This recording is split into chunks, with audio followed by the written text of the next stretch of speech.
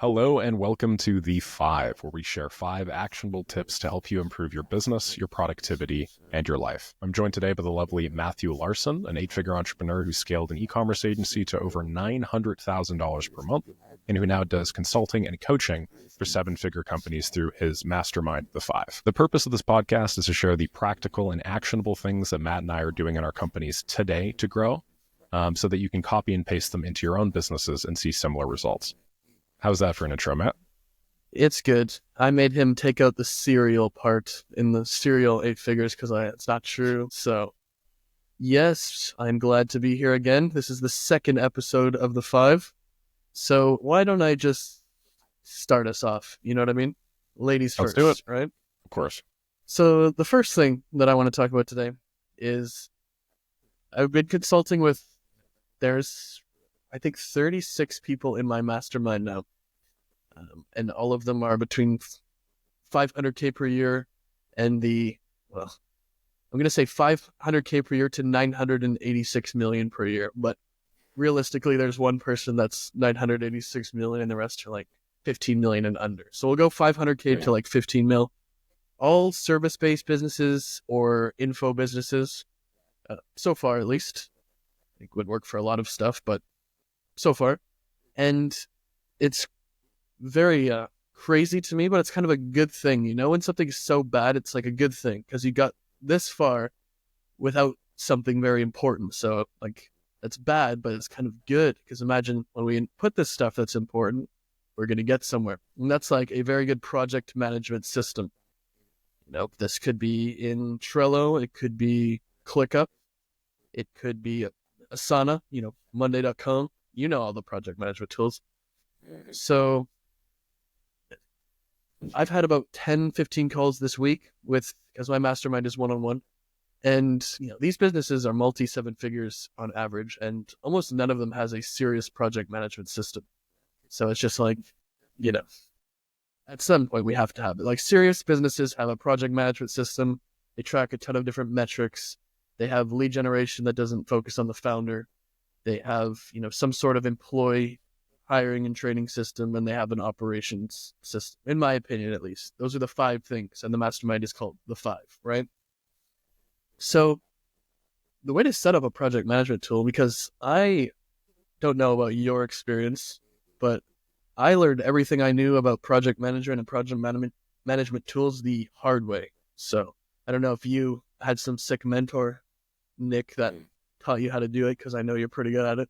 But I learned it by my first project management tool was my own brain, just like most people's project management tool.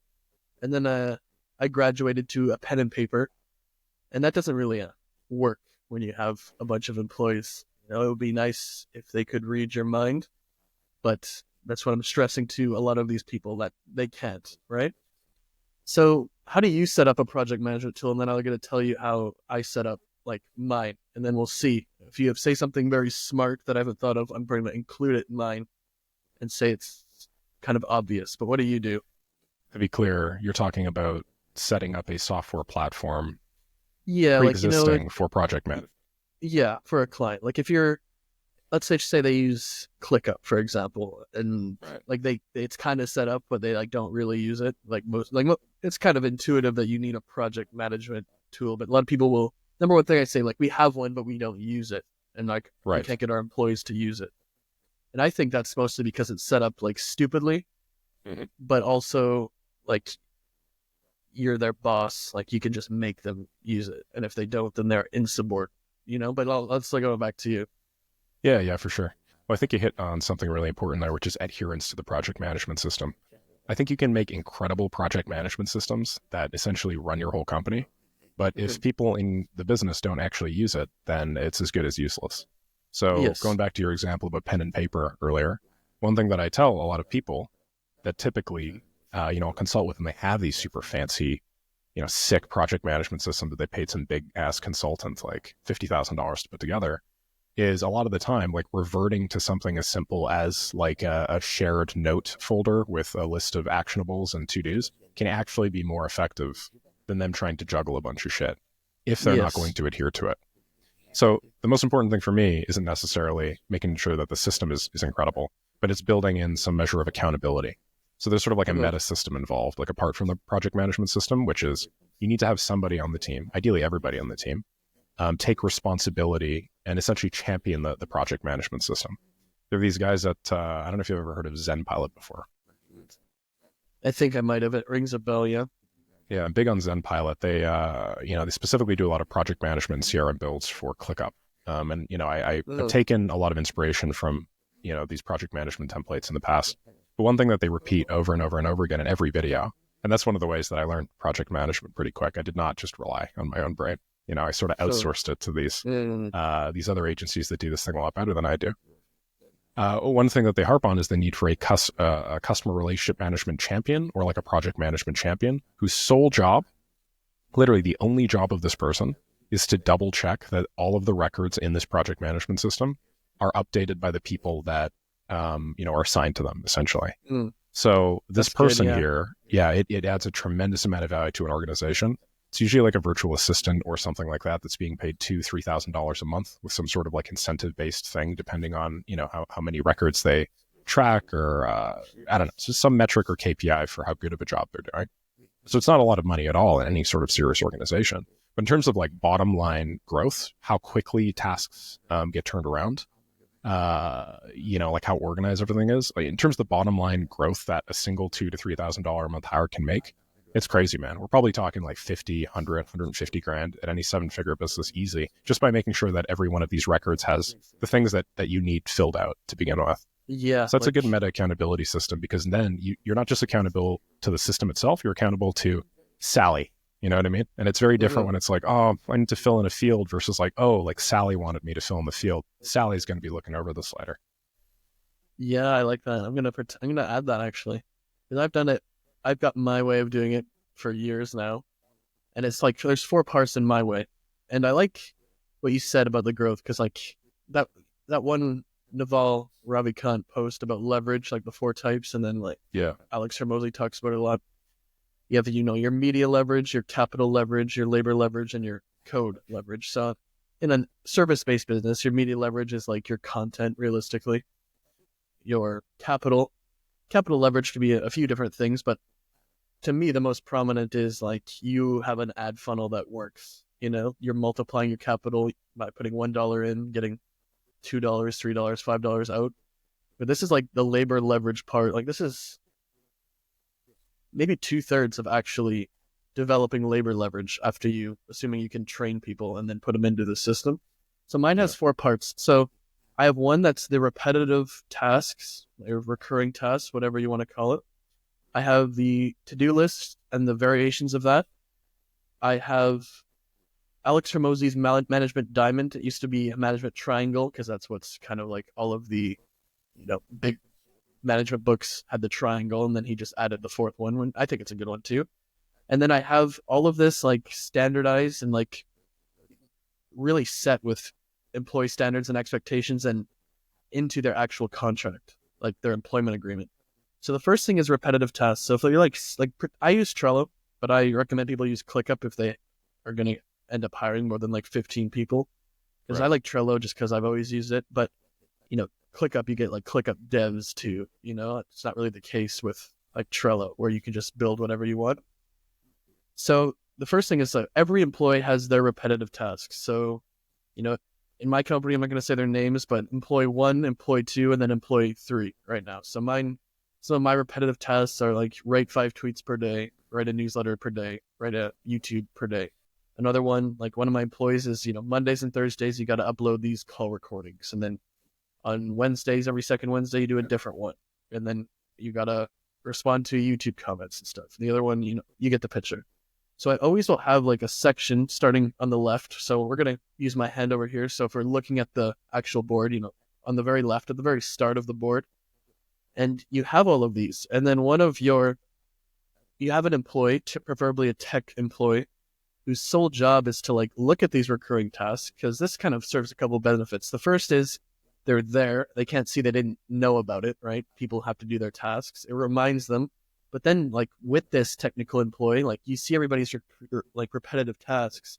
And I have like one of his repetitive tasks is to look through everybody's tasks and come up with 3 ideas per week that you could like systemize or automate, just to like, be more efficient with code leverage, for example. And then I actually do something that you put me onto. I read that blog post years ago, but then you said it to me again. You know that thing? It's like a productivity blog post. I can't remember. You don't recognize it. But the thing is like the to-do list, the later or the watch list and the later list.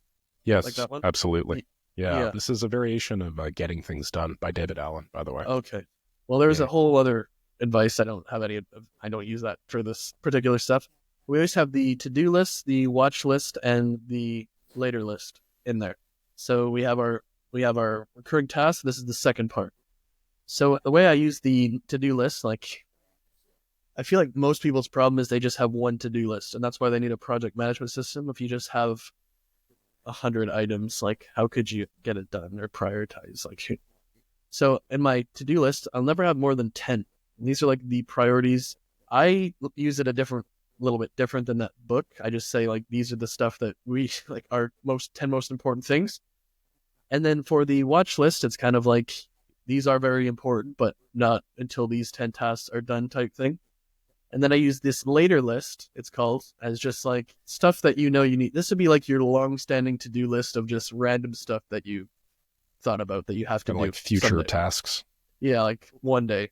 You can call it your Not one-day urgent, list but if maybe you want to important. as well. Exactly. And then that's the second part. So we have our recurring tasks and then this, and then like the actual traditional project management part. So I have a few different categories that I always do with my clients. I have assigned, like it's assigned to someone. So it goes from the to-do list usually to this assigned or one of the lists. And then in progress, like they've got it assigned and now they're working on it. Then roadblocks, something's screwing it up for them. Needs review and then published. And then these are very, very important things like, assigned and then all the way through the process, right? So we kind of get high level visibility on all of them without it being, like you said, like too complicated. Because these project management systems, when they get too complicated, like if you have to explain how to use it, I think it's an automatic fail, There's this rule at all of the companies that I've ever operated, and that's that we kind of borrowed from Elon Musk insofar that no acronyms. Acronyms are just sort of a waste of time. It takes a very similar amount of time to read like an ADM versus, I don't know, like at dental, whatever, like some sort of acronym that relates to that, right? Yeah. And then two, like make sure that all labels are just immediately recognizable, because you know how project management systems tend to have labels for where they are in some stage, to do, in progress, whatever. You'd be surprised at how convoluted people come up with, how convoluted of labels people come up with just after working with probably 5 or 6 dozen at this point. Yes. Also, naming conventions. Man, if you have naming conventions in a business and you need every time somebody comes on board to like have 3 or 4 meetings to explain these naming conventions before the person can add a task to your project manager, it's not a good time. Let's just put it that way. I was going to swear, but we're not doing that anymore. Yeah, we're right, no more swearing on this podcast. And then it's just like, I talk to them, guys, don't we? And then like one of these things, like it's possible to have more than one board, in your project management. So the rule I have is one for your client work and then one for your everything else at a minimum. If you want to go more than that, because you can't have your client work and your like funnel strategy or your internal employee trainings in the same one. And then like now you have your system with those 3 different parts, right? And those, I think, keep it very simple, but they also like get everything that you need to do. So then once you have this, now you can't make excuses, or people can't make excuses. And I think one of the videos that I watched about Alex Hormozi and his management diamond, which is kind of just like a management triangle with another step, at least what he says, and I typically would just use this like right off the shelf. There's 5 reasons, so it's not really a diamond, but there's one in the center. There's 5 reasons why someone isn't doing what you want, basically. The first thing is they didn't know what to do, right? The second thing is they didn't know how to do it. The third is they didn't know when to do it. The fourth is they are not motivated to do it for some reason. And then the fifth, which is kind of like a half reason, so it's in the center, is there's just something blocking them. So like those are the only 5 reasons that, and honestly, I can't think of any more reasons why someone would not be doing something. So if they don't know what to do, like you've solved that. You've created a task, you've communicated it to them. They can't say that anymore. If they don't know how, okay, that's another thing. You need to put training or a loom inside each task, especially if it's one that's going to come up often. You might as well just have a template for it. If they didn't know when to do it or kind of in what order, because something that drove me nuts that I would just yell at people for back when I would do that. I don't really do that anymore. You don't yell anymore? No, not Just really. whisper? I just like talk. It's actually worse. Like if I just like talking to you like in a sharp tone, that's like way worse than yelling. You're like fired to me. But I would get so mad that people wouldn't do like things in the priority order, Yeah. and I didn't communicate the priority order. Like to be clear, but I read this quote one time that I can't find it. I actually searched for it many times in the past, and also before this, like 10 minutes before we got on. It was something that um it was something like I can teach a man to do anything. I can teach a man to do anything but two things, and it was something, and then it was and do things in the order in which priorities they are. I can't remember what the first thing is, and I can't find the quote. So you like solve this problem by I use the Brian Tracy method, which is the ABCDE method. So every task will have a deadline. So then that's when it has to be done by, no exceptions. And then the ABCDE method. So it's from a book called, I think, Eat That Frog, but his books are also very repetitive. So he talks about the same thing almost every book. But just a grading system. Like A tasks are, tasks that have serious consequences if you didn't do them. Like sending that proposal today when you said you would, whatever it is. B tasks are very important, but no like immediate consequences. C tasks are stuff that kind of would go in your later list, like before, where, probably going to do that. That would be good to do, but not now. D will be anything that you can delegate. And then E will be anything that you could eliminate and like nothing really bad would happen. So Yeah. in my project management tool, I'll actually go in and label like everything that's assigned to someone, A1, A2, A3, A4, A5, however many there are, and then B, and then there's no D label because those are just delegated from me, for example.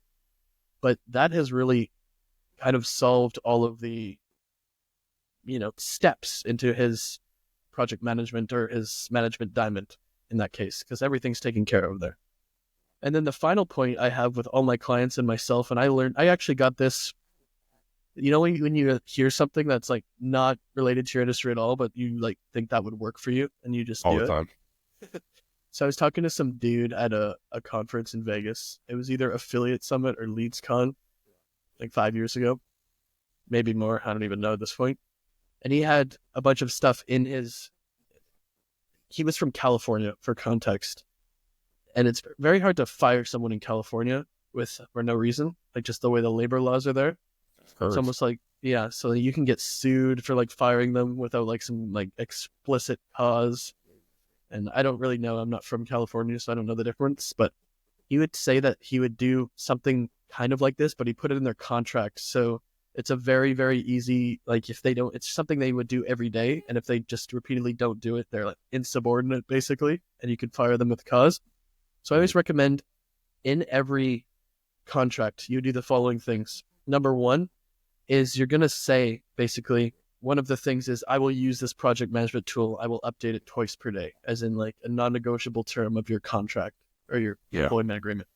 Number two is I will get everything done by the deadlines every single time. And then three is if I know that I can't, I will give at least 24 hours notice to the owner or whoever, because that's just good expectations to start with. But it's very, very easy to fire someone if you have that in there and you just have photo evidence that they have not done it even 3 times. No real employment or labor lawyer is going to try to dispute that. So he was saying that's what he does for California just to get around that, or just to like have a reason to fire people if he doesn't like them. But it's very good, and I recommend that all the time. You probably don't want to go in thinking we're going to fire people, but it can be a battle, especially depending on your jurisdiction. So that's like the project management system that I usually go for. And I feel like it's a top 3 skill to have. To me, like the top 3 skills you can have are YouTube, project management system, and then making ad creatives. Interesting. and debatably offers could be in there if we're going to do a top 4. I don't know Yeah. what order I would say those, but those are going to be the top 4. Is that your top 4 skill diamond?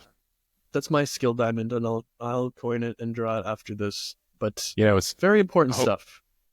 You hope for the best, you plan for the worst, right? It's just pragmatic to have stuff like that in the contract. And one thing I found just in managing people is typically you'll start off with some expectation and then they will fulfill some percentage of that expectation. It's rare that they fill 100% or more than 100% of that expectation.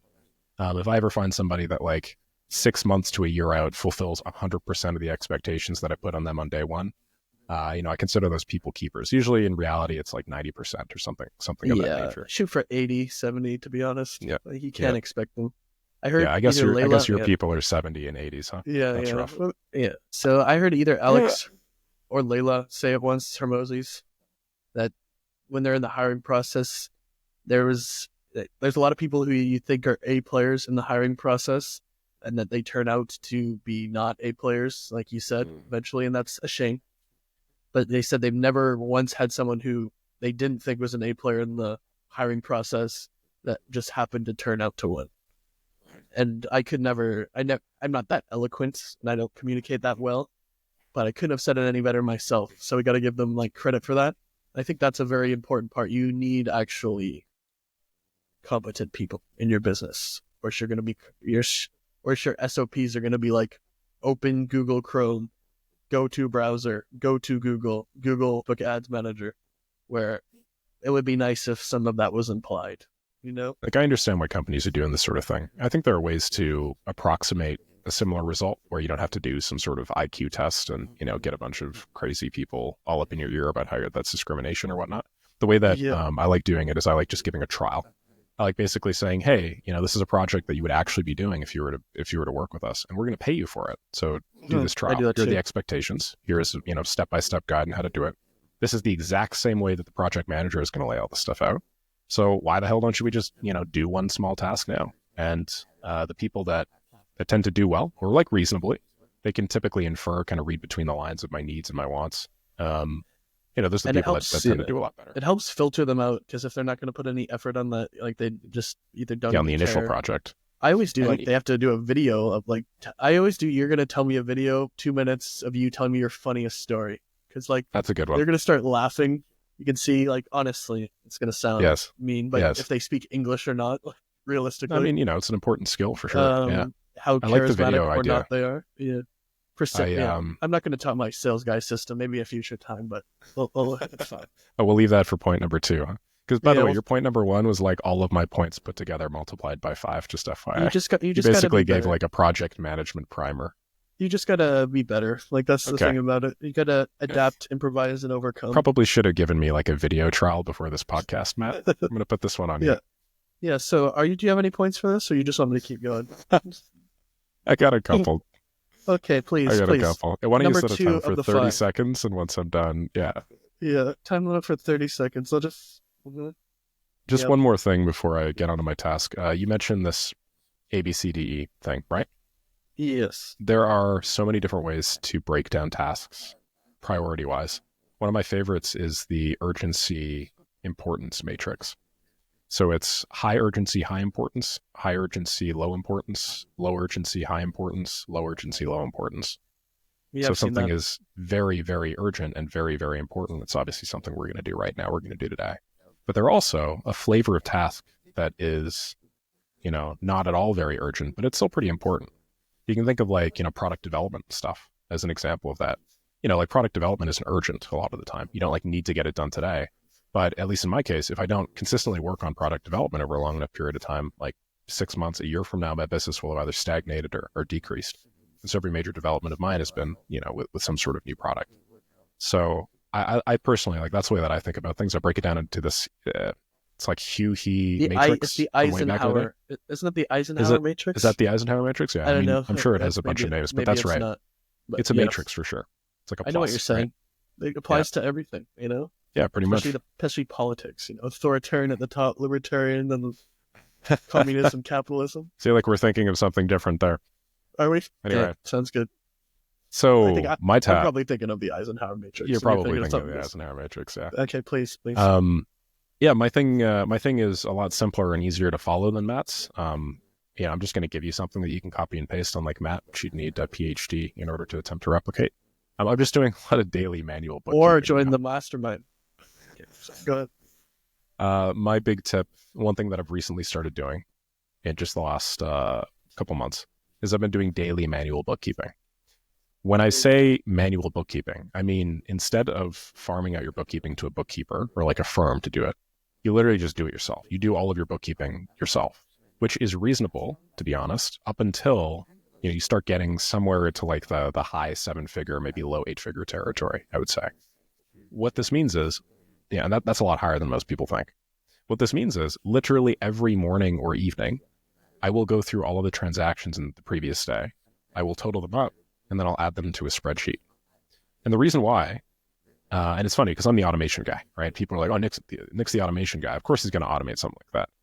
But I don't. And the reason why is because in practice, the exchange that I'm making is a very, very beneficial one for me. If I do my own manual bookkeeping, I'm losing 15 minutes every morning. But what I gain is I gain, firstly, an immense appreciation for what is going on in my company financially. Every transaction coming out of every card, coming out of or going into every account, which is huge. Most people have no idea what the hell's going on in their company, no idea the daily cash inflow or outflow. And number two is you get a dedicated time, in my case every morning, but maybe in yours every evening, to reflect on literally the only KPI that matters in your business, which to be clear is money. The only reason that you're starting a business, well, one of the main reasons, maybe care more about freedom or something, who knows, but one of the main reasons you're starting a business is money. So why not find a way to recenter yourself and your intention towards money on at least a daily basis? It's crazy to me how many people don't do this, and I was in that camp. But basically, the things that I told them improve, to do this. we'll talk about that later. The things that improve in your life the fastest are the things that you track religiously. And money is probably like the clearest example of that. If you look at the amount of money you have and that you make every single day, the amount of money that you have and that you make, assuming you want to improve it, will go up. So yeah, that's my tip. In terms of my own day to day, I've been doing this now for the better part of the last 70 days. And what I do is I wake up, I do all of my morning revenue generating activities, which usually involves some sort of community management. Then I manage my clients. And then once I'm done with all that, I just open up all of my bank accounts. I have them all like hotkeyed. So I press a button, opens up 6 different bank accounts. It takes me 30 seconds to log into all of them. And then I just go to the specific page in the account that lists my transactions for the last like 28 days or whatever. Depends on the specific bank you have. And then I will literally just copy it over manually, line item by line item. It'll say, oh, new deposit, $1,500 from Stripe. I will go into a spreadsheet and I will write new deposit, $1,500 from Stripe. This is the date. That's the amount, right? Some money comes out for some software. I will go through, I don't even copy it. I actually manually rewrite it every time just because I want to make it abundantly clear when I'm losing or making money, this is something I should feel. I put it into my spreadsheet. And what I do is I focus on things that were posted in the last 24 hours. And then I categorize it based on a charter of accounts. If you guys aren't familiar with what a charter of accounts means, it's just sort of like the categories of your business expenses and like income transactions. So, like software might be one of the accounts in your charter of accounts. You would categorize maybe a PandaDoc expense as software, or I don't know, like Google Workspace software. But there might also be travel, right? Maybe you buy some plane tickets somewhere. We categorize that one as, I don't know, transportation or travel. And these ideally would line up to like the recognized charter of account categories that your government and that the company you are going to be, the country in which the company that you are registered in recognizes said categories. But they don't necessarily have to be. It's just whatever you want to break them down as for your own tracking purposes. So I cannot talk about how great this is enough. I've basically been pitching this to every single person in my life nonstop over the course of the last couple of months, because immediately after I started doing this, my income just skyrocketed. I mean, I was doing pretty well before, but there's a measurable increase in the amount of money I was making simply by making it an intentional thing that I think of every morning. Your money's on your mind. Money's on your mind. And isn't it crazy how few people know how much money that's coming in or out of their accounts, considering that's the whole Yeah, point of a business? it's the source of like 80% of me glaring at people. Like in the mastermind, we're like, I don't need to do this. I have it all in QuickBooks. I'm like, so how Yes. much did you make? And they just, I don't know. So what did you spend? I don't know. I'm like, there's a difference between knowing what you're doing and like just having it in QuickBooks or something, you know? For sure, for sure. And I Yeah. think it's one thing to know and have it in QuickBooks. It's another thing to actually have the intent of like reviewing your finances every morning and then making that the number one thing that you think about then Yes. on. You're Like probably gonna it save like revolves you. you probably save like 12K, like $1,000 a month for sure a year by like just canceling random softwares that you find that you don't use anymore. Dude, you know, Maybe the more, first week, maybe like 50K a year. yeah, the first week after I did it, I Yeah. think I saved over $12,000 it Yeah. like that month because I had a bunch of these Google Workspace accounts. I had signed up to like all of these Instantly accounts that I wasn't managing. I had a couple of annual subscriptions that were going to renew. I think Typeform was going to bill me like $2,500 or something for an Yeah. annual license, and I fucking stopped it right before they did. It's crazy, man. Yeah. I do this like obviously I told you to do it. I will like go and ask for a refund for like $18 SaaS if I get Yeah, charged. Just be like, because I yeah, have to see it the next day. No, I meant to cancel. Like it didn't happen. Like, and they just give it to you. But yeah. I'm the yes, same. I'm the and then same. you got me onto for my U.S. company like Mercury Bank or whatever. And it's still nice. You just like I actually since got it, I just literally will upload my receipt right after on like invoices and stuff, and then you just have it all there. And I don't think like just because you have a bookkeeper doesn't mean you know anything. Because if I first thing I always ask people like, what is your gross margin or net margin? Doesn't matter. I don't know. And then they're just like, okay, what metrics should we track? And they go, revenue. I'm like, fuck me, like would not invest in this company. Yeah. Revenue, clients. Okay, sounds very good. That's a good. I know it's better than nothing, I guess. But To be fair, it's just step like, one. you know, what's your cash flow? What's your margin? How much is your, what's your revenue per employee? What's your cost per employee? What's your customer acquisition cost? I don't know. We did 250K in revenue though. I'm like, well, that's great, but it Yeah, goes what's back to actually the making it first. to your It goes pocket? back to the first part. Imagine like we're doing well without all this stuff. Imagine if we did have all this stuff. You know? Yes, yes. I feel very similarly. I also feel like this is the business education that everybody that is starting a business should have. Should find a way to get for themselves. And a lot of the time, like the straightest line path to figuring this shit out is just like you do it wrong and then you get hurt Yeah, because of it, and then you kind of figure it out. It's like putting your hand on the stove, right? But yeah, if I think about like what starting and managing a successful company really is, like it's this, like we have the skills like you talked about, the offer creation and I don't know, ad creative in your case or YouTube, that sort of thing, right?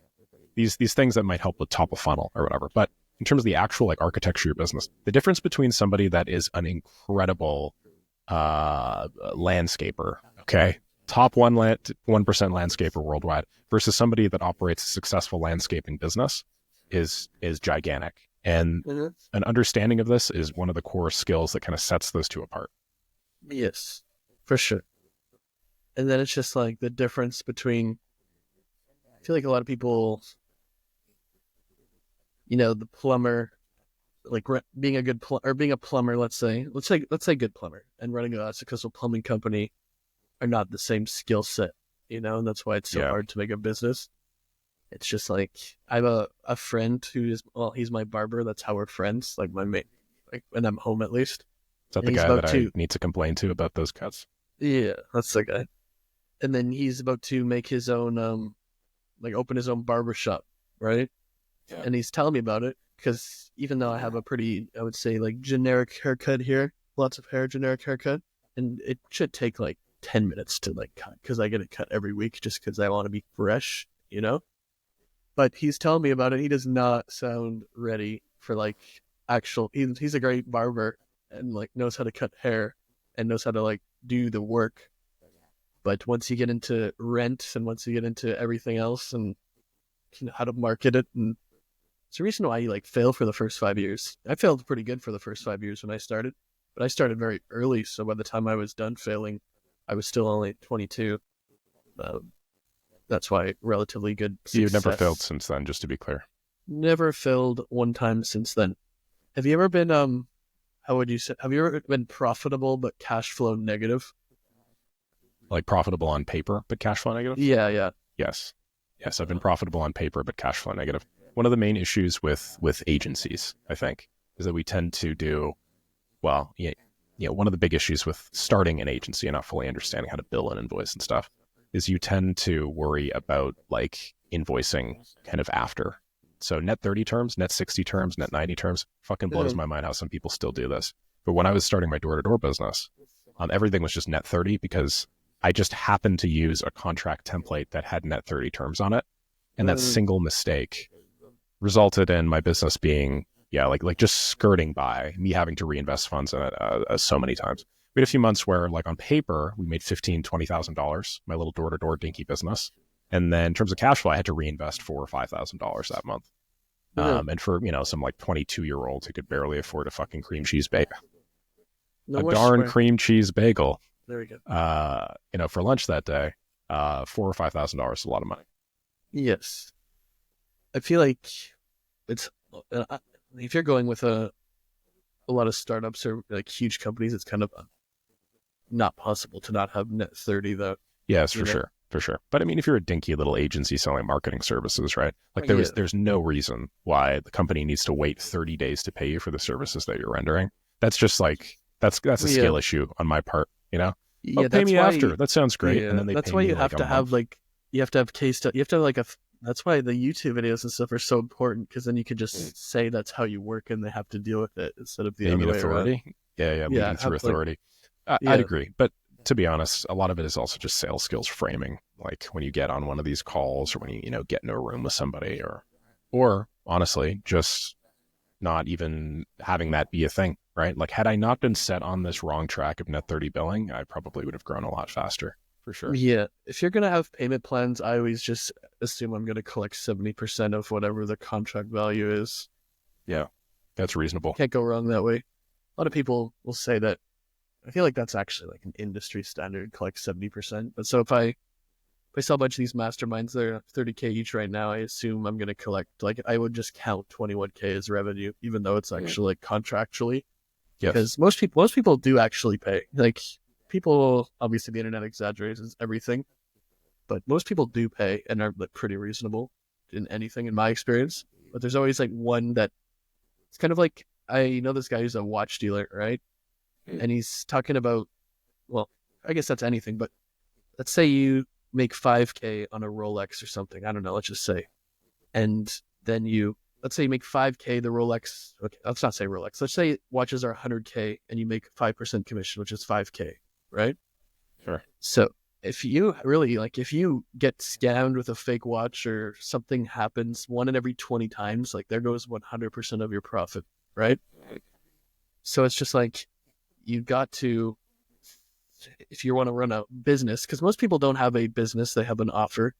But if you want to run a real business, you basically got to assume that and have that built in. So instead of making 5K in this hypothetical scenario, he makes 3,500 instead as his average commission, because that's what's going to happen. Because I remember you have that autistic period when you're just like transitioning from being like a slave employee person and you like read a bunch of self-help books and then try to start investing in stocks and then you eventually become an entrepreneur. Yes. Weird how Yeah. everybody has that, huh? So what was I gonna say? I was so excited that you knew, I forgot it. But it's just like the reason that it's so hard to like do that because you can't save enough because your car will break down and then you have like 4K a month income and then you have to fix your car. That ruins your savings for like 5 months. Then you have to go to the dentist or something and then whatever. And it's like the same thing. Like if you, the reason why most people have an offer and not a company and it's not really a valuable asset is because they don't like, among many reasons, but this reason too much. I make 100K a month when it's like you're going to collect 70, your margin's 50, but you spend like you have 100K a month. Like to go back to the original point about the finance tracking, I used to do that a long time ago, and then I started last September again because I went to my bank and spent 270K personally in September. And I don't even like, there Oh wasn't man. even something that wasn't some, there wasn't even anything that was like a big purchase or like that's fun. I was like looking through my bank and I'm like, did I get robbed? Well, no, that was me. I went, yeah, no. And then I was just like going, yeah, no, I did not. Oh That yeah, was yeah, that was, fucking crazy, Matt. That yeah. was And then I was insane. like, Dude, that's okay. 10K a day. Yeah, 9K ish, and then the next 9, 10K, and then the next month I got it down to 100K. So I saved saved. I Hey, got it, and, and then now a few months later I'm down to 60K a month, which is it's all relative, I guess. that'd be a really good title for this podcast. Yeah, Yeah. yeah, it's all relative, but 60K a day income I level, only spend 60K a month. or 60K a month. Yeah, I only spend 60K a month now. I've reduced it by quite a bit. But that's all relative as well. Yeah. So Yeah. I mean, the lifestyle creep and stuff like this can be pretty crazy though. And I'm glad you brought it up. A yeah, lot you of get these so things just generous stop being, when 10K yes. invoices hit every day. You get so generous all of a sudden. Yes. Yeah. I had somebody reach out to me the other day and, he edited one of my videos without even asking me for it. And he was like, "Hey, Nick, really want to work with you, man. I love your stuff. Here's a video." And it was a pretty good video, but I didn't want to work with him. I got fucking 10 of these a day. So I was send me an invoice for $100. And I just sent him $100. I'm not going to do anything with the video, but I appreciated that he put the time in. I kind of thought back and I was like, man, when I was broke sitting on the side of the street eating fucking a Save on Foods bargain bin bread, could I imagine just giving somebody $100 because I liked what they did for me? That's fucking ludicrous, In your case, add a couple zeros onto it, and I'm sure that's what you're doing. Yeah. You ever No. what's the most amount of money you've ever given to a homeless person, Matt? I don't know I don't give money to homeless people, to be honest, Okay. because I had to do a bunch Rules? of community service that one time. Right, I told you about yes. that, and Yes, so I'm that's a good point. radicalized. And I remember I was feeling depressed because a bunch of bad things happened in my life, and an Uber driver going from Newark Airport to downtown Manhattan made me laugh for the first time in 2 weeks. So I tipped him $1,000 on Uber. He was so That's funny. the type of shit that I'm talking about right there. He was man. so funny. He was the Dominican, I believe, but he had the thickest Brooklyn accent, and it was so funny. Oh, he was good. Smile on his face when he saw that. Yeah. He must have been He probably thought it was a mistake, but I was yeah. nah, He's I'm not going to fine. tell anybody. Yeah. You're you made me happy, sir. Anyway, Yeah. I could bullshit about this all day. Matt, you ready to go next?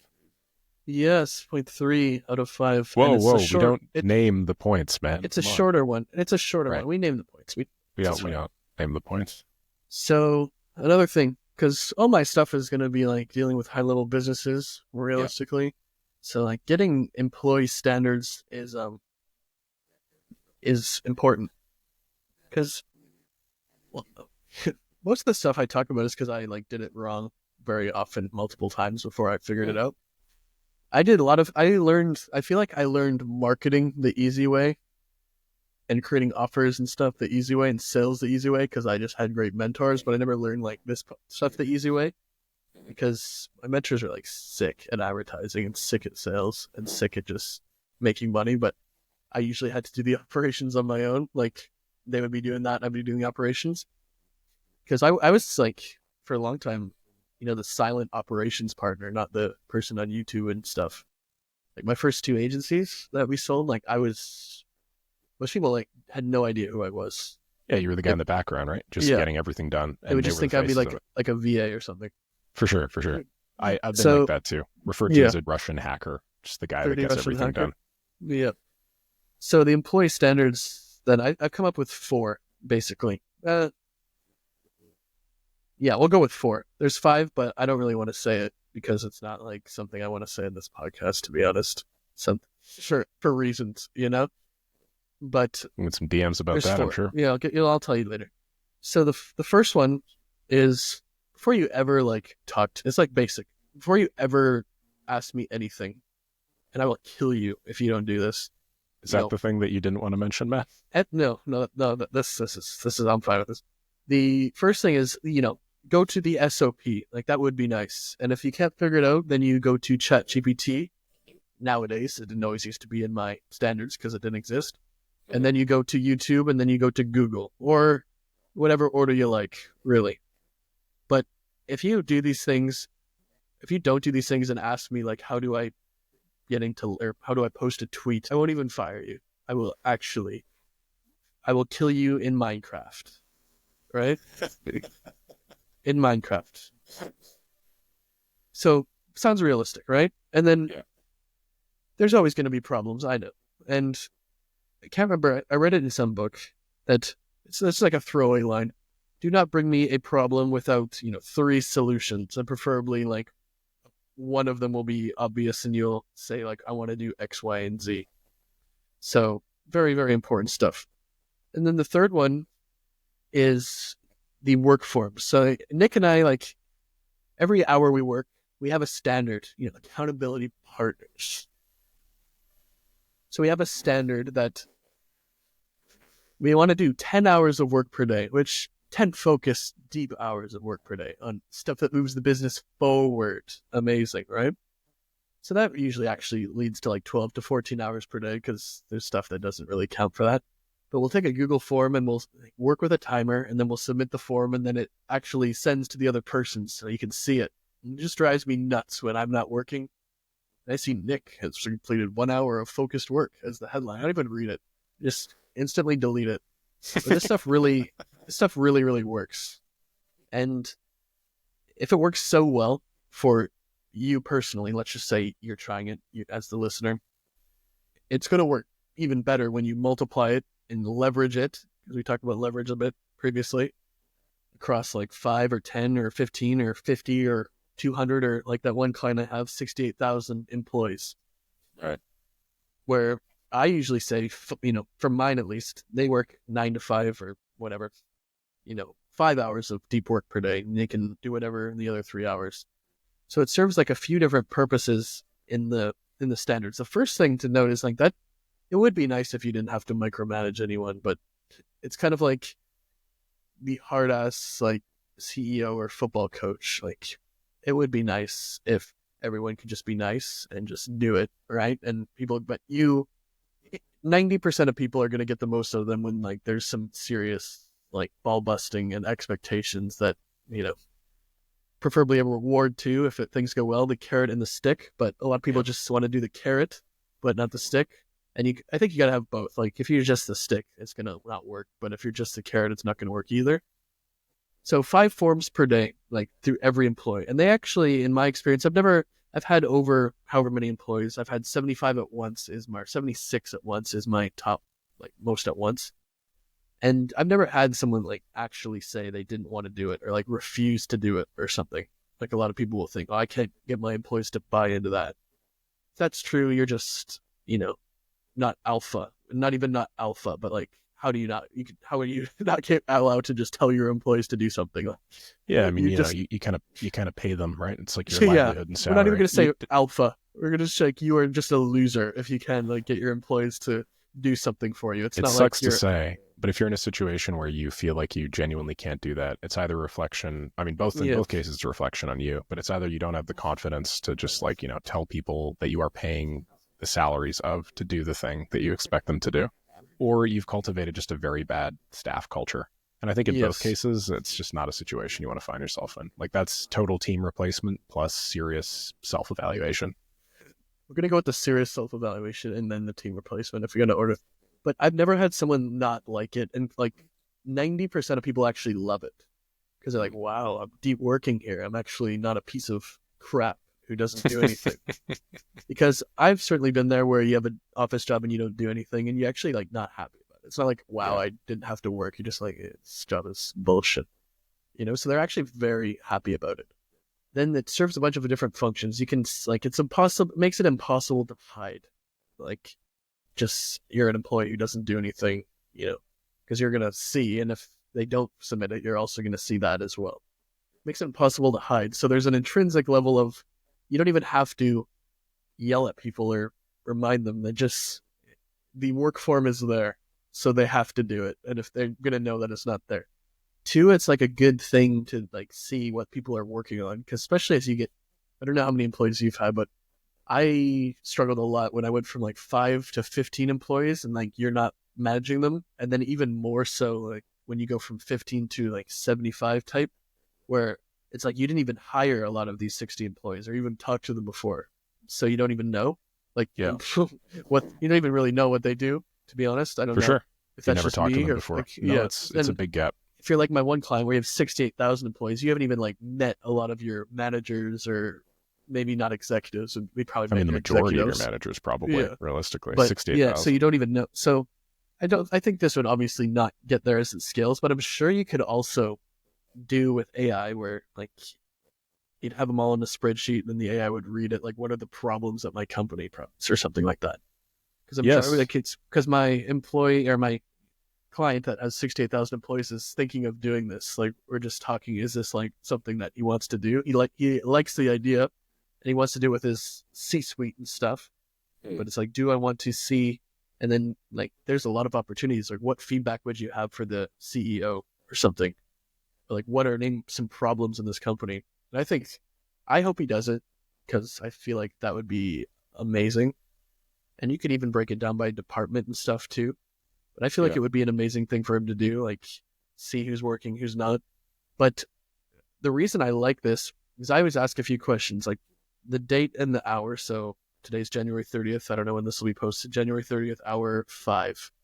What did you do? Please be detailed. Here's what I did. How was your focus out of 10? And how could you improve that? Just bringing awareness. Something that I always do is like, do you, these are blanket things. Like if you have a specific business, you'd be specific stuff. But like, where are you in whatever you're doing? Like, what are you doing? Where are you? Like, what are you doing big picture? Where are you in that process? And do you need Matt's help with anything? And I have notifications in Slack for all of these clients and employees that go, and I do read them. Like you would have a habit of responding to emails or something. I do actually read these things, and you learn a lot about your own company, especially as it gets bigger, that you didn't know. And it's just like one of the good ones I had when I had 75 employees. Like, name one improvement that you think could improve anything, and they're doing it 5 times per day. Eventually, like 75 people 5 times per day. Let's use that same logic. Like you're going to collect 70%. So let's say 4 times per day. That's what is that? 280, like 300. 300. So yeah, wow, very nice. 300, ideas of how you're going to improve, and you just sort by if some of them are similar or not, and then that's probably something you can improve. So that's like a standard. I know that's a bit in detailed way to say submit 5 forms per day. But the final thing is, I don't need to go into it again, but it's the standard about the project management. I will use this system twice per day. I will use the system to update the task twice per day. I will get everything done in then 24 hours notice. And I feel like, because I've tried so much, and the employee standards type thing is very important, but it's kind of like everything. If you just have like a 40 standards or something, it's like having 40 goals or like 40 different tags on your project management tool. It's just, the more you spread it out, the less attention or effectiveness each of them get. And then that 5th one, it's not bad. Like I said I didn't want to say it on this podcast, but it's just incredibly niche situational. Like unless you have a certain type of business, you wouldn't do it. So I'm probably not going to talk about it here. Yeah, fair enough. Yeah, it's interesting that last point that you made where if you have 40 goals, then your spread's so thin, the likelihood of you achieving any one of them is so low. I think about Yeah. that a lot in terms of priorities in project management. One unfortunate problem that a lot of project management systems have, and I'm tying this into your work form, don't worry, but one unfortunate problem a lot of them have is they use this prioritization scale, and then everything, if they have a prioritization thing, everything becomes a priority, and the second that everything's a priority, nothing's a priority. Do you know what I mean? Yes. Yes. So you need to be very careful about the KPIs that you choose to track, the things that you choose to have people do. And you can't have everybody do everything or they're going to do nothing. It's like Alex Hormozy's niche thing where he says, Gym lunch. if you work with everybody, then niche. you really don't work with anybody. He I think also said, similarly. yeah. He also said with like when he had gym lunch, he has like there's like let's just how there's versions and you just make it better. I think he had like 5 or 6 versions, and the last 3 versions were the exact same thing, just taking stuff out and Yes. making it like simpler, less. Yes. Yeah. Like Absolutely. I feel like I could do that a lot with some of my stuff. You don't really need it unless you're going to go super autistic, 1 mil per month mode, and then you do. What was it that you said? 80-20, the 80-20, right? So the 64-4? The 64-4 rule. Yes, I think that's a pretty good rule. I think that's a pretty good rule. I really like Brian Tracy's like the rule of 3, where it's like no matter how many things you do in a week, 3 things, number 3 will lead to 90% of the value or more. I found that to be true. Like in my agency, my project management tool, like doing my ad funnel and then making some content, mostly writing a newsletter, making like pretty bad YouTube videos back then at least. Those were my three things, and that's it. Yeah. And then I feel like it's very possible to like 30x or even 100x your business, depending on where you're starting in a year, if you like find a way to only do those three things, and then it goes really well. If So these were I'm the things that you were doing at your ad agency, what are you doing now? Because, you transitioned mostly to not a solopreneur business, but a much leaner and yeah. concentrated consulting coaching one. So I'm doing YouTube as one. My Mm. client calls because it's a one-on-one mastermind, and like if I do a good job, they don't churn. Yeah.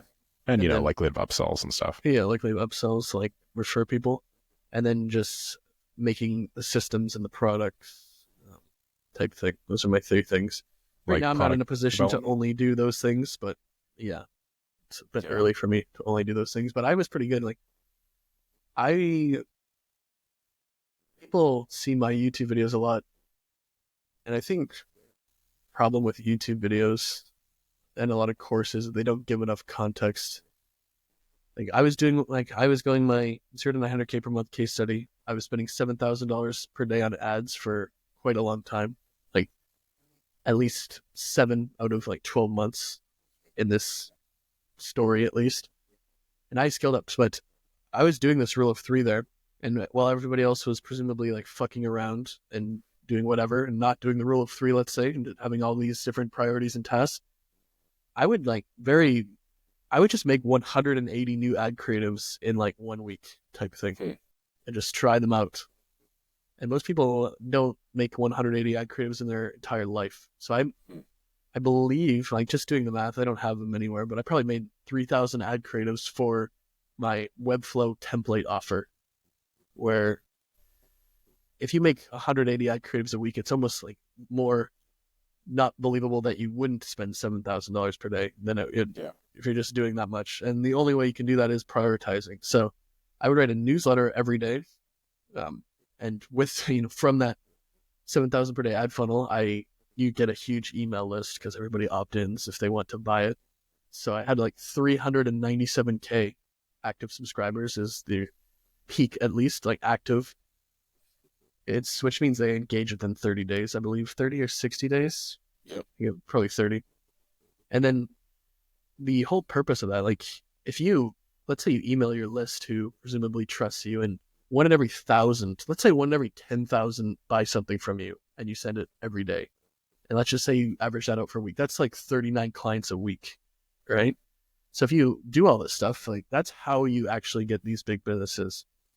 Because if you want to have a big business, you either have to like sell like a website for like 250K or something or more and get like those super high ticket contracts, or you have to just like bang out a ton of clients and have like a factory type thing. For sure. And I think the factory is much preferred, to be honest. I mean, at least in my opinion. I do. Or I don't guess like the third that super one, high-end white glove stuff where it's like the perception of value more than the actual value. I prefer to they just like actually overcharge run it for like sure, but from just making money perspective. And then I guess the third way, but I kind of consider the third way like you take a rev share, a profit share, and you just like scale their business for them. I don't know. It could say three ways, but I've done all three, to be honest. My first agency was like back then Facebook was like just taking off and you could charge like 10% of ad spend, not even like, so we were just raking it in. And then that didn't happen, like a couple of years went by and that didn't really work anymore. So you just take a super high retainer because these were all Fortune 500 companies.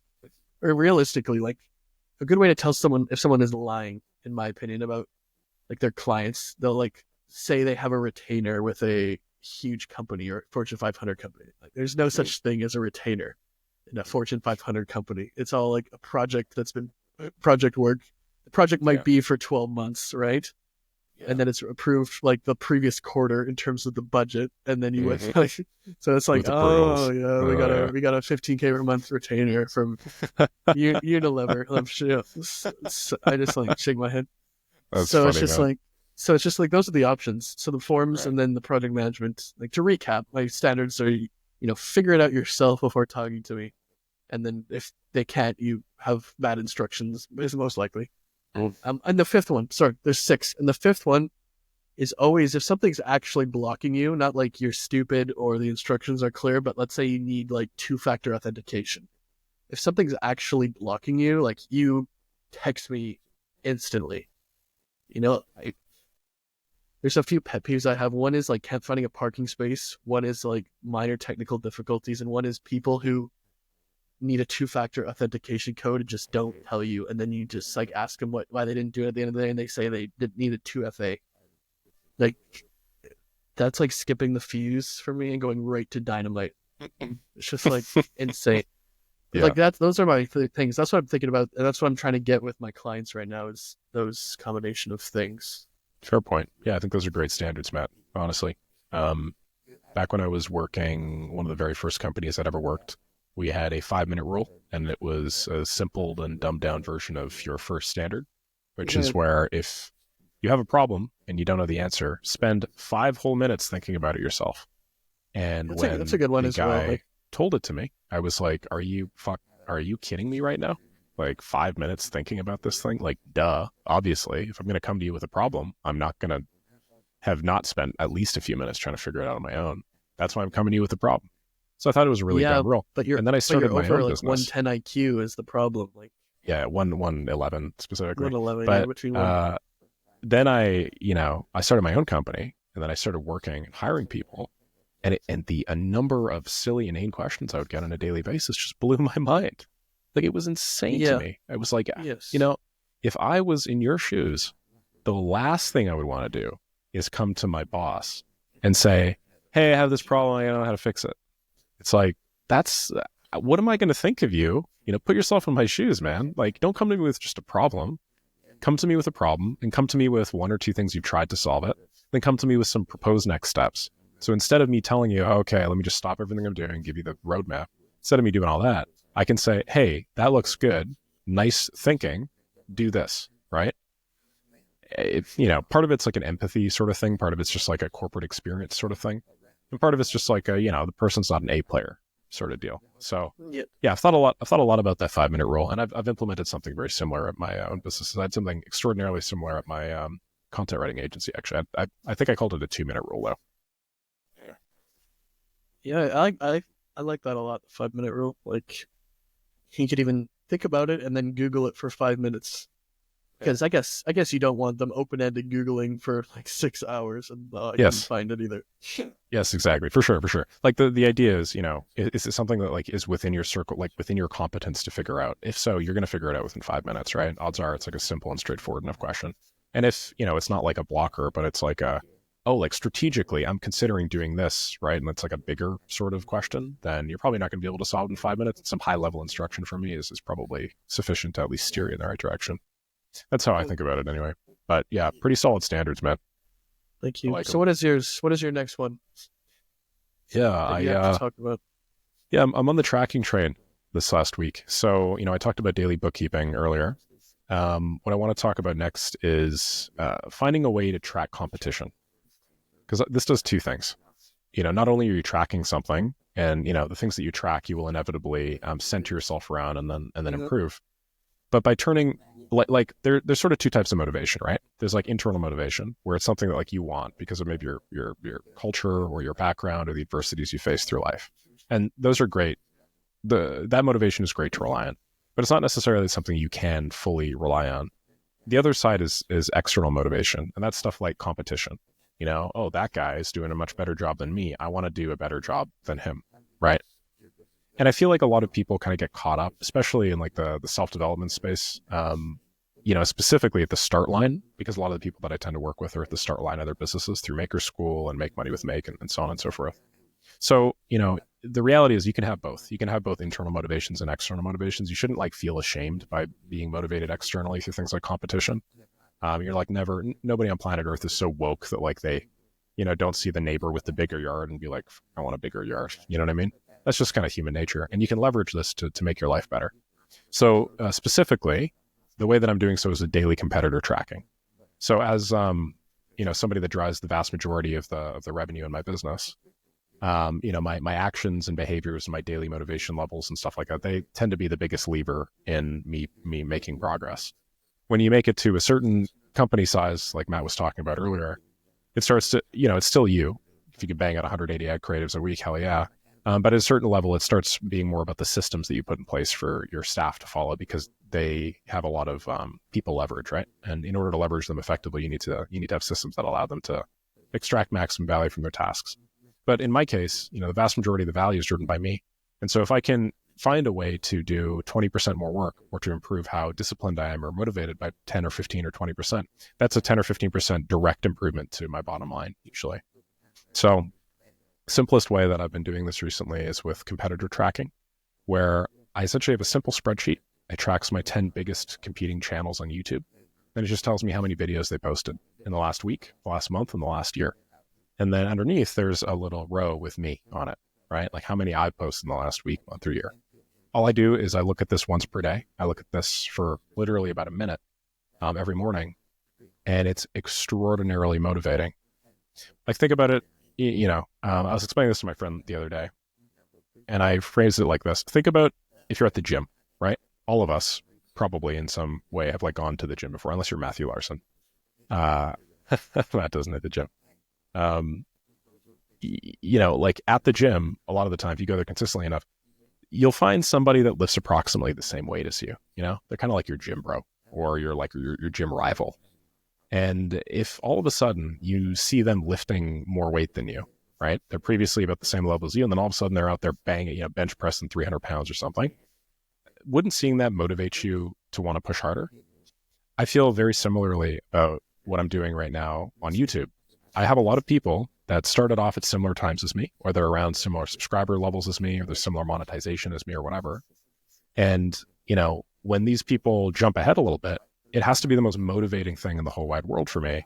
Because I see that, and then all I want to do is I want to work more, and I want to, push up more videos and make my stuff higher quality. So very, I think the concept here is really simple. The system that I'm implementing is very simple, but literally just having some sort of daily awareness, which in my case is a calendar reminder that goes off at 6 a.m., where I just do a 1-minute review of how my competitors are doing. This sort of thing has yielded substantially better results. I think of it similar like work forms as well, where when you fill out a form and then I haven't filled out a form in a few hours because I'm busy dicking around or whatever, and then I see that, I'm like, the hell, Matt's jumping ahead, right? There's nothing malicious about it. There's nothing bad about it, I think, ethically, but it does get me off my ass and makes me want to work. So in terms of a specific application of that system, what I'm doing, at least in my case, is I'm tracking these YouTube videos, right? So YouTube allows you to call an RSS feed, which is just some sort of structured data, if you guys are unaware. And I hook that up to N8N, which is a no-code tool. And I just call that every day. I ping an RSS feed. It gives me a big list of all the videos that my competitors have published in the last, 3 or 4 weeks or something. And I just compare that to all the videos that they've published. And if there's a new one, I add it, and then I, update the total. Super simple for me to set up. It took me maybe an hour and a half in total. And this is something that has probably already improved my consistency and the amount that I think about improving this part of my life by 20, 30%. And I bet you over the course of the year, me having this simple daily habit of looking at my competitors every morning will probably improve my life at least that much as well. So, yeah. So you manually have to change it, or no? No, it's totally automatic. Okay. It's just a little spreadsheet on Google. I'm gonna do that too. You should do it like Twitter posts, Instagram, LinkedIn posts too, newsletters sent. You know what I was thinking? So, somebody had, I was on another podcast a little while. New ads in ad library. Sorry, go on. Yeah, I was on another podcast a little while ago. I'm not going to say if it was better or worse than the 5. It was pretty good. It was worse. But the host definitely asked me some insightful questions, and I haven't really gotten a lot of those today. But anyway, one of the questions that the host asked me was, hey, why do you think that, you've been able to grow so quickly on YouTube? And so the first thing I said, well, compared to who? And he's like, well, compared to these other people in your niche. So, my first answer when people say, hey, how did you grow quickly on YouTube is usually like, well, my niche is sort of inherently high growth potential, right? So if you're choosing a different niche than me, and it's lower growth potential, you're probably not going to grow as quickly. But now I'm comparing myself to people within my niche. And the one thing that is different between me and a lot of the other people in my niche is the sheer number of minutes that I output when I record these videos. If you count up the number of videos that I've output, then you multiply them by the average length of each video, compared to all the competitors on this sheet that I've put together, I've put out something like 5 to 15 times as many watch minutes, basically, like minutes of published and recorded content than anybody else. So if I put out, between 5 to 15 times as many watch minutes, it's sort of logical that I would grow at least 5 to 15 times as fast, right? Like I just have a lot more content out there on the internet. YouTube tends to rank things based off of, like viewer retention and the certain number of minutes watched and stuff like that. There's probably some algorithmic thing about discoverability too. So the way I was thinking about it was I was thinking about finding a way to update this so that not just videos published, because I think that's an important metric, but so that it's total number of minutes output. And I know that's not a one-to-one correlation between like the quality. Obviously, length and quality are probably somewhat related, and there's probably a correlation, but it's not one-to-one. And at some point, that relationship falls off. But I also think that that's probably the closest thing that I can get to as like an objective measure of what my output is. Like how long are these videos that I'm putting out? How many minutes of content am I producing on a daily basis? So yeah, I was thinking about doing that. It's a crazy stat, or like piece of alpha. Like you're doing 5 to 15 times as much video length. So everybody always like posts more videos, right? And it only makes sense to me. I feel like a lot of the YouTube advice out there is just for like midwits, Yeah. The bell curve meme. It's like you gotta like if you just have good stuff and the sauce, like people are going to find it, in my opinion. For sure. So I never heard someone say it, but I just always like tell people that I optimize for watch time. Like, what are you optimizing for watch time? Like, right. I was on a sales call that I did not close, but the person was telling me, that thing where people say it's kind of vague, but you have to like do 7 touch points before they buy or trust you or whatever they say. Right, the whole follow up or touch thing. Yeah. I couldn't find anything on it, but he said that I think he said like Google or something that now it's like 4, 20, and 7. So it's 4 different channels. They have to see you on 4 different channels, 20 touch points, and then 7 hours. Like they have to spend 7 hours with you. And like these things, like like who like there's no way you can just measure it like this, right? And then just average it. It just makes no sense. But I just think about it like could be true. And obviously, if you spend some time with someone, like you're gonna trust them more, and it's going to get them to be more sure, especially if they're spending a lot of money with you. So YouTube does that. And if you have like your competitors or whoever's posting even 7 10-minute videos a week, 70 minutes, and you're posting 3 1 hour and 20-minute videos because you post something like that sometimes. Yep. You're 4 hours to their like just over 1 hour per week, even though they posted 2.33 times as much as you, right? Mm. And I think like that just inherently makes sense to me that the more people watch, the more sales you're gonna get. Likewise. Yeah, I think about that pretty often. I also think about that having larger implications for the strategy of content production. I don't know if I've mentioned this with you, but I think the optimal strategy for the sorts of content producers you and I both want to be is akin to Twitch streaming video games. So, like Call of Duty streamers or like League of Legends streamers on Twitch, they will turn their cameras on at the beginning of the day, and then they'll play like 20, 30 games. They'll just dick around and have a good time and talk while they're doing it. At the end of the day, they'll click done, and then they'll export that, send it off to some editor. The editor will chop it up, right? I earnestly feel like that is like the ideal form of content production for people like us. We go about doing the things that we're going to do anyway, which is just inherently interesting when we're at the revenue figures that we are at, and the type of people that we deal with, like you and I are at, right? That's just inherently interesting to most people. So we do the normal things that we do. We record that for like fucking 8 hours a day or something. Then we send that off to an editor and have them chop it up according to what they think is like interesting, because odds are if they're not at our revenue level, they'll probably have a better barometer for what is actually interesting to people that we're considering pitching to. You know what I mean? That's a good idea if you like actually cut it up. Like 8 hours, it would be boring. Oh, for sure. Yeah, I understand. But listen to this too. Like, there's also a small subset of people that can actually, like, it's not just about doing the work, right? It's about talking and explaining your thought process while doing the work. That's what people find very, very interesting. Yes. So there are very few people that can do that effectively. I think you and I are certainly 2 of them. But I'm considering experimenting with that in 2025, and then using that to compare to all of the other content producers that are at around my level that I'm, kind of surpassing right now. Because really, man, it's to me anyway, I I haven't done the math on all these creators, and I'm sure this relationship falls off after a while, but like, it's basically like the number of watch minutes that I have on my channel versus the number of watch minutes that they have on their channel is like directly correlated to the subscriber growth over time. Like if I have 3 times as much, I grow about 3 times as fast. Right. I think yours your channel pops off like way faster than mine, of course, but faster than everyone's. There's like 4 reasons. Like I think 2 have to do with your niche. Like your niche is just exploding, right? And the nature of your videos, like it's like a tutorial type thing, really, and it's very visual, right? Showing them and not telling them. Yeah, very engaging. Whereas, mine is like the opposite of that mostly, right?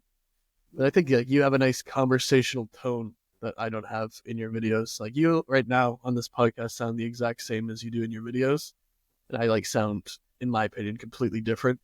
I think a lot of people, including me, just get very lame and robotic when they're talking to a camera by themselves. Right. And then I think because I would assume a lot of these other people, make.com space and that kind of stuff, don't really like do that, right? Or you've been working in it for like 8 years or more. Because one of the because I've hired my fair share of automation people, and I'm assuming the viewers feel the same way, is that like just doing an automation is not hard or impressive. Like you get somebody on Fiverr to do it, but knowing what to automate's like the actual hard part and like what's possible. So people, it's like, I don't know how to explain it, but so many of the automation people I've hired in the past, and I guess you could think of your viewers as like hiring you to show them, even though they're not paying you like that. Some of them are, but paying you with their time. It's almost like they will just like your laundry machine's over here and your laundry basket's over here, and they build you an automation to get your laundry basket over in front of your laundry machine.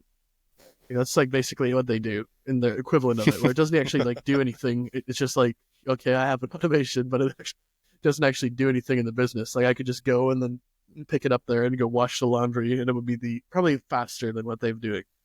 And That's a great metaphor. In my make.com account right now, I have like 500 automations, and every single one is turned off. I don't even use it. I just go back to Zapier.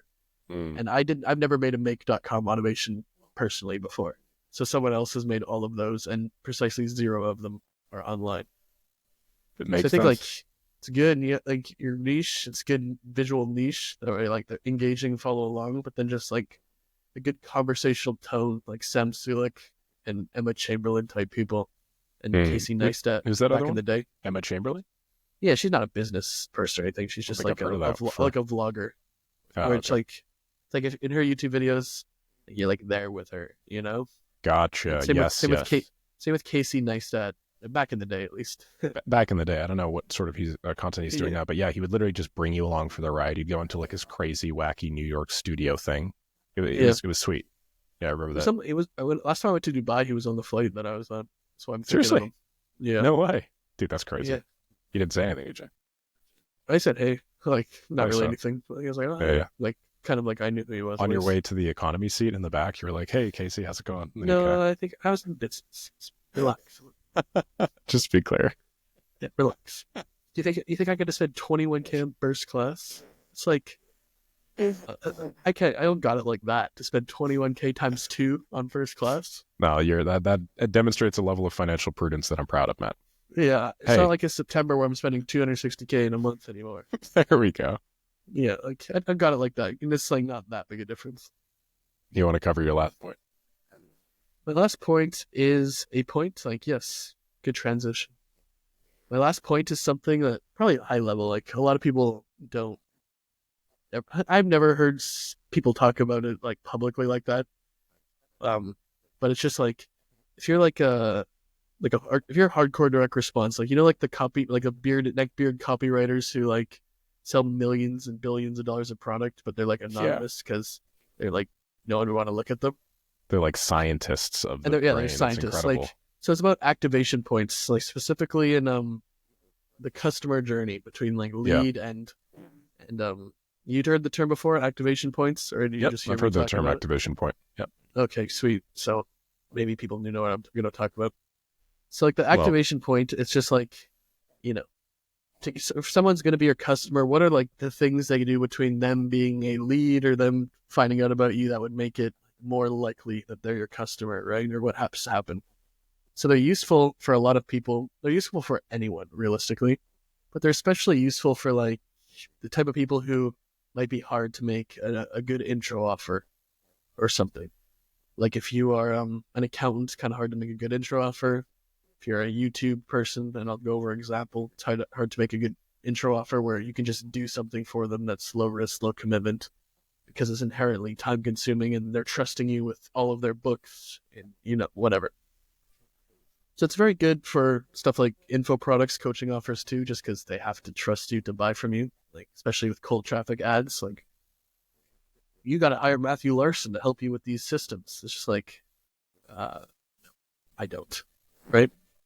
So better with an example. So hitting your activation points makes it more likely that they actually like become your client. So between someone, let's just say, seeing one of my YouTube videos, downloading my free training, and then jumping on a sales call to become my mastermind client or member, like I know there's a few things that I always try to get them to do. And I'll go through these because a lot of the time, like the thing that you need to understand with, especially a lot of like people who are famous in advertising, almost in my opinion, not famous in advertising, but very successful in advertising. And successful could be $1 million a month, like a few 100,000 a month, like 5 million a month, not like Fortune 500 companies or anything. Let's just say like 10 million a year to like 40 million a year. A lot of these people, especially info people, and especially people who have just like kind of like a productized agency or service, they never actually ever get past a certain revenue level and never actually turn that offer into a real business, because the only people they actually ever target are like in-market people, right? People who are actively searching for a solution. Like, for example, if I don't do this activation point type thing, I'm really only advertising to people who are 500K plus per year looking to join a mastermind because they need help with their lead gen, or like they just wouldn't ever buy from me, right? And this is like true where there's just a lot of businesses, a lot of offers who have this problem where they only market to the people who will call them in market. So they're actively searching for a solution. And this is fine in a few situations. Like if you have a mass market product that anyone could use, that's you're going to have no problem because it's just everyone is in market. It's the other thing is okay if you're in a growing industry, it's usually fine. But if you're in either a stagnant industry or a shrinking industry, it's going to cause a lot of problems for you, especially over time. Because especially if you're in a shrinking agency or an industry, like it's just going to get harder and harder until there's no one left, like newspapers or something. To some degree, maybe like what are some marketing strategies that are like cold emails getting harder, for example. Like I would consider it growing in some ways, shrinking in some ways, right? So that might be a neutral industry. But most of the businesses are going to be not really growing or not really shrinking. AI for you is growing, so you wouldn't have this problem. But if you just advertise enough and you spend enough, soon there's just not going to be any more people to sell to. Like you're not ever going to be, you're not going to be able to grow your ads past a certain level because there's just no one joining your market at the same pace or greater as your ad spend is increasing, or just you're working way through. So if you know about cold email, like if you export 12,000 leads, which is like a decent sample size for a campaign, like of those 12, like realistically, you have a chance at closing like 12 of those 12,000 people, like 1 in 1,000 if you're lucky.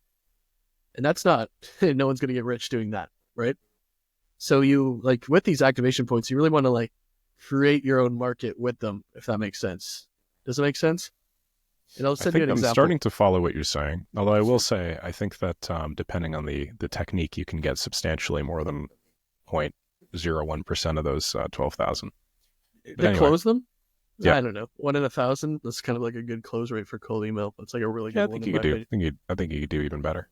If you weave in some of this AI personalization stuff that I'm talking about, if you haven't taken a look at some of that, it'd be pretty ridiculous.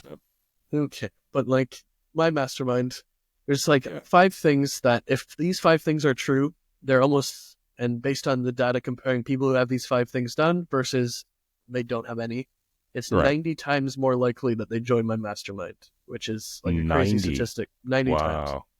So these things are like, they have the workform system already. They're using their work forms. They have an operations spreadsheet set up, at least just set up, not even they're using it. They have a project management set up in the way that I want them to do it. They are tracking their metrics, and then they have a YouTube idea generator, like a way to generate their titles, thumbnails, that kind of stuff. And they're 90 times more likely to do that. So if you're going to do like a strategy, and this is what a lot of even like very successful direct response info people don't realize or understand, like if you have something like this to create your own audience, you center all of your ad campaigns around these activation points.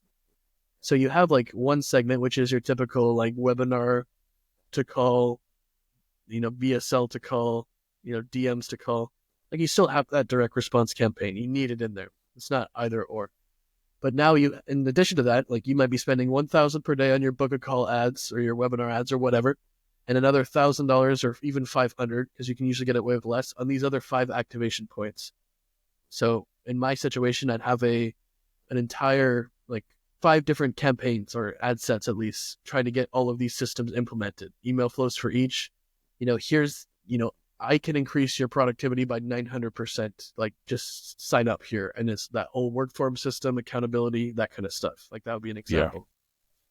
Yeah. And then like, okay, are you a business owner but don't know how to get YouTube ideas? Implement the system, and then you just go through them, and then they're all interconnected. The one leads to the others. You email flows, you have their email, right? You just have all this stuff. And then they're going to basically, it's like you have over here, and it's just too long to jump, right? And jump is a metaphor for like buying your stuff, I guess. But with each one, you're building like a stepping stone. So they've done my work form, they've done the metrics, let's say, they've done whatever until they're at the point where they're confident enough to take the leap and jump to buying my service, right? So a lot of people, 95% of the time or more, are like just too far to jump. And I've gone over this today actually with one of my clients in my mastermind in our one-on-one call. It's like he does YouTube, and even if logically the steps, even logically if he does most of it for you, like the script, the ideation, the thumbnails, the editing, posting, still too much, like too big of space for someone who sells insurance to just start posting YouTube videos. Yeah. So some activation points that we thought of for him were the AI thumbnail generator, like the script formula that I sent you, like an example of that script formula, a YouTube metric sheet, a YouTube improvement sheet, like these are the 3 things I'm going to improve. And you still have that direct response campaign just cooking, and you're feeding more people. You're like creating your own audience with the other one. And everyone will be different. Some people take the leap after one activation point, and like some people might take all 5, but they're going to see those like offer direct response ads at the same time as they're doing all this. Probably more likely to see them because it's retargeting and stuff. And then eventually they just get there, right? So it's about creating your own audience, and then just making sure they hit these activation points. I know, yeah, go on. Yeah, it's a really interesting point to make. I feel like it's not possible for everybody to make their own audience, but after you achieve some level of success, you could start doing this. Like what you're talking about is transitioning like a general, problem aware, solution aware, but the distance is just like too high and there's too much friction. Transitioning this into a subset, a series of like sub audiences that get closer and closer and closer and closer to basically everything that you were going to help them with in the program anyway. So if, the general audience is 0%, then there's an activation point at like 20%, another one at like 40%, 60%. And some people are comfortable making the leap between 20 and 100% themselves. That's enough. Other people, they need to go to 40%. Other people need to go to 60. It's exactly but I feel what like, I'm saying. I feel like you need to, and correct me if I'm wrong here, but I feel like you need to achieve a certain level of like something in order, like how would you go about creating this audience, I guess is my point. Are you talking about driving cold traffic, using something like ads? Okay. And then cold giving traffic, people, Facebook let's ads. Say, okay, so Facebook ads, giving them, or getting them to sign up this lead magnet with this operations sheet or checklist or whatever. And now you've created some subset of the 100% in this little audience. Is that what you're referring to? I just want to make sure I fully understand this. Yeah, exactly. You summed it up very good. And I don't even think you need to have a certain level of success. You could. But I heard another example from like someone who used to be the head of copy at Agora. You know Agora? Financial. Like Agora. it's defunct now, but It's that big used to be firm. like a kind of scammy like finance offer affiliate company. That's interesting. No. So he told me an example of this where they did like 150 million for this affiliate marketing offer or something. Right. And they found through all their research their number one activation point when with someone buying this offer, right, was whether or not they bought their own domain name after they watched the webinar. Like it was a webinar funnel, and it was something like they were 900%, so 9 times more likely to buy if they bought this webinar. They bought their own domain name. So like you have to have you could be right with a certain amount of success because you're going to have enough volume for this data to matter. So it could be true. I don't think I necessarily agree with like for it to work, but I guess data for sure. So like his whole front end offer now was like, it's to the webinar. If you buy your domain and send me a screenshot, I will send you $25 through PayPal, like to pay for your domain. Like that was like his funnel. And their sales went like, and you could actually just do shit like this. Like I could probably, if I will give you this if you submit start the work forms. I will give you this if you like fill out this stuff, right? Yes. If you fill out the operations thing, I will send you every training you need if you send me a screenshot of it, right? Right. And I might. That's the point. That's actually a great point. I love the screenshot idea, to be honest. Just as an aside, this is an implementation thing, but framing it as if you send me a screenshot, I'm going to take care of it is so much more personalized than just, click this button if you've done the thing and you get, you know what I mean? Yeah, and then like that's no risk to them, and I think it was a $9,000 front end offer plus ungodly amount of upsells. Yeah, for a $25. If one in every 100 people did it, if there was a 1% success rate, like he had to, and he's paying $2,500 in reimbursements to get 9,000, and they before and after of this like Stripe chart was almost like straight up. It wasn't Stripe because I don't think they could get away with Stripe as their merchant, but like they showed me it was like almost like straight up, like it was almost a 90-degree where they went from like just starting out to I have $20 million in revenue now in like Jesus 1 month, and it's just Jesus. like so. I feel like you have to have a mind that's going to find these activation points and then like just like hammer the incentives for them, because there's certain things like coaching and like some offers where it's just too difficult to like get them to just buy it from you, especially with cold traffic. It's one thing with YouTube, and I know you're not like a paid ads, you haven't ventured into that territory yet, and it's a lot different conversation. I'm trying to see like you really get the scum of the earth when you're running like ads. Like people don't know what you're talking about. They don't even know who you are. They just like saw a button and signed up. And of course you need to like use a type form or something, but it's not the same thing.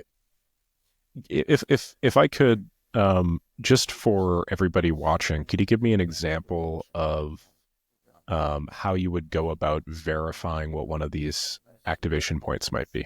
Like, let's say this domain thing, or actually maybe in your case, because I think you had a few, maybe like the operations checklist. How would you verify this? Like, how would you figure this out? It? Like, if they did it or not? When somebody signs up to the thing, you'd ask them, hey, do you have our operations checklist? And then you just run stats in post saying, okay, the guys that filled out the thing and said that they have the operations checklist were 17 times more likely. I put it, so I do a few things. When someone is my Calendly or whatever you're trying to get them to do, I'll just call it Calendly for now, for call. Like you have tags in whatever, like if you're using HubSpot, if you're using whatever, you have tags based on like what thing they've downloaded and like clicked on. So you'll see that they've done this or not. So you can either ask them there, like if they implemented it. A lot of this will be manual. Like a lot of this will be manual. So it's something that you could be right where you have to have a team because you're going to be like a scientist trying to figure it out. Mm-hmm. And so you have to have a team to actually do the work. A lot of it will be manual, but I started to always put it in my onboarding form. Like, before you started working with us, were you using a work form? Yes, no, I don't know what that is, I guess. Yep. And then you have it there. And if you're going to have to get a sample size, but you're going to get a lot more clients that way. Yeah, for sure. For sure. Yeah, that's what I was referring to with the sufficient level of success. Like, I feel like in order to collect the data, you need to know something. And then, you need enough people that like transition that gap to that close, in order to kind of look Yes. back and be like, okay, some percentage of these are much more likely to. But I could see if you're running like a high volume offer, like some of these big neckbeard copywriters guys are, and they're spending, several thousands of dollars a day on an Yeah, offer some of them that's spend like self-liquidating and then 200K a some. day. Yeah. Yeah. Then like, you'll get that in your first week. And if that's all Yeah. you do, it makes perfect sense. Usually you'll We could find these probably do that. activation points by accident. Like you'll just look, Well, you won't like start doing it. for sure, for sure. And then you'll just But see you all these have should. in common. You should, but But you you like should. most of the time you won't. And we can probably do this organically for our own audiences now that I'm thinking about it. I mean, like how many of these activation points, like every time somebody joins a product or signs up to an email list or something, you have an opportunity to collect that data, right? Yes, like I think you don't admit it if you're going to do it, because it'd probably be uncompliant from an affiliate program because it'd be incentivized traffic. But like if you sign up for Make with my affiliate link, I will pay you $20 because you're going to get it back anyways through the Yes, affiliate yes, program. exactly. Don't say you're going Exactly. to do that because you're going to get banned. No, But I then there's probably like won't. yeah, and then just like if you or you can even do it if you sign up for Make.com, I will send you these 20 JSONs or something. Simply because, the subset of my audience that signs up for make.com is substantially more likely to be one of my community members or purchase some of my Yes. templates.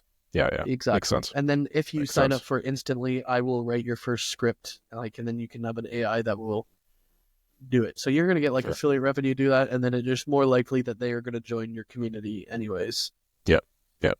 So I like that point a lot. what works with paid ads will always work with content. The opposite is not usually true. Yeah, because content is by nature a lot easier. You have a warm audience. People Well, yeah, like like what I trust said and before, respect. they've watched you for 7 hours. They don't give a shit. Like they already know you.